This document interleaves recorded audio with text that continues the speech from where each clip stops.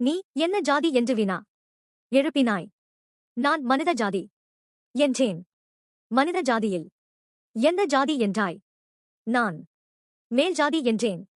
ரமிணனா, சத்திரியனா, வைசீடனா, இதில் எது நீ என்றாய். இல்லை, நான் சூத்திரன் என்றேன். சூத்திரன் எப்படி மேல் ஜாதியாக முடியும் என்றாய். நான் கவிதைகள் எழுதுகிறேனே. கவிதைகள் எழுதிவிட்டால் மேல் ஜாதியா? ஆமாம். நீதானே சொன்னாய் படித்தல் படைத்தல் இரண்டும் மேலோர் குணமென. நான் படைப்பாளன் இல்லையா? கேட்டது ஐந்தறிவு, சொன்னது ஆறாம் அறிவு.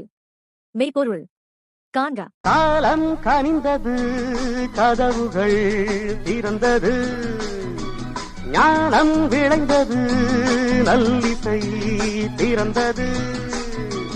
புதுராகம் படைப்பதாலே நானும் இறைவனே.